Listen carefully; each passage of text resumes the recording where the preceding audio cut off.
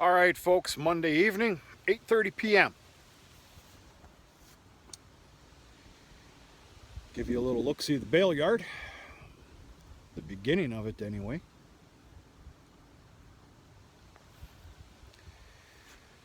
We definitely had a rain day today. We're going to call it sprinkling mist in the morning. And then about an hour and a half ago or better, we got a true rain. But I'd stopped just in time for it to actually be a nice rain. Make that make sense.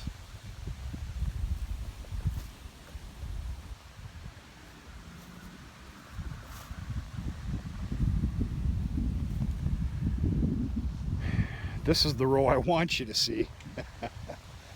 This is the one I really don't want you to. I like the fact that there's all these bales, but boy, I murdered the beginning of this one.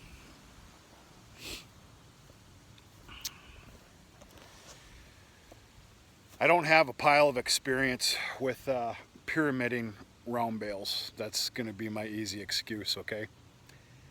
I can tell you this, anybody watching that's going to pyramid your bales this year, I'm not one to give advice, for God's sakes.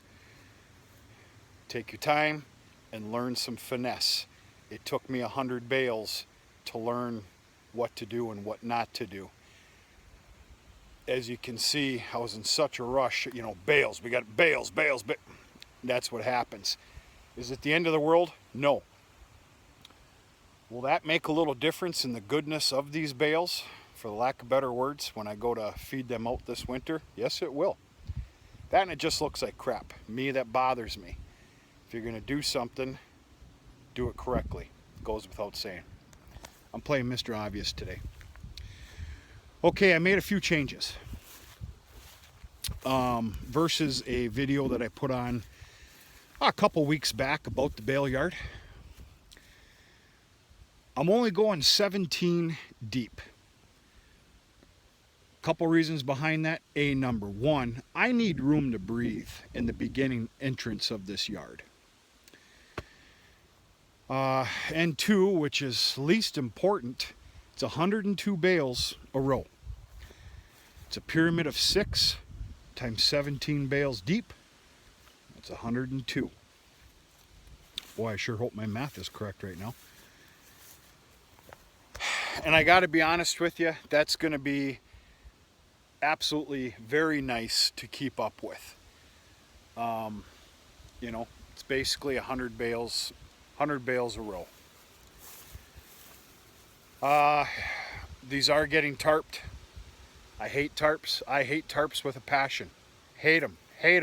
They're expensive. They break. They rip. I don't care what kind of money you spend on them. But it's a necessity, and it's better to spend the money on tarps, even if they last 1 year. They're worth their weight in gold. I've yet to tarp these, obviously. I just kind of finished today. Actually, this has been sitting here now for a couple of days. I whacked this out today. So take your time, practice some finesse. I don't know what else to tell you. My other excuse is I got a hell of a dip coming right off the hill to start, and it really plays hell. But we got her figured out. We're not trying to win any awards here for good looks. I've never won one of those, for God's sakes, and I'm not trying now. So yeah, pretty nice. There's the new bale wagon. I love that thing. I finished off this row here and of course started a new one. And I got a lot of things to tie up tomorrow. These next few days here, of these rain days, non-haymaking days we'll put them, is all about catching up on stuff that is lingering.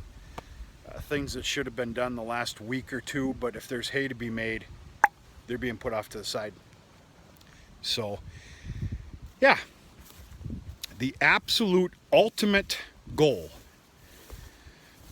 to serve the farm and the cattle on the farm is 500 dry round bales. I've done the math. I'm not going to get into it. That is the greatest safety and securement for the farm, is 500 bales for me this year. Now that's obviously mixed in with a lot of feeding of high moisture sorghum, alfalfa, what I'm now calling cattle candy, which is basically, we'll just say that that's like 70-30 alfalfa grass, bale wrapped, and I got a pile of that stuff to go yet.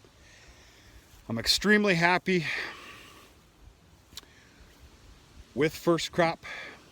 Folks, I got another 120 bales or better to chase tomorrow. So long story short, as we sit here now, I basically have 300 bales. And I'm not even near being done with first crop. That's actually funny. So what does that mean? Surplus of dry hay. Can't go wrong with it. There will be, as we sit and talk now, there will be hay for sale come this winter. And it'll be a good year. From everything I'm seeing and hearing, it's going to be a good year to be able to supply some people that have gone without, or at a minimum, you know, at a respectable price. And, you know, kind of in business here, might be able to make a payment or pay a couple bills here and there, so that's going to be nice. What kind of account am I looking at? I don't know.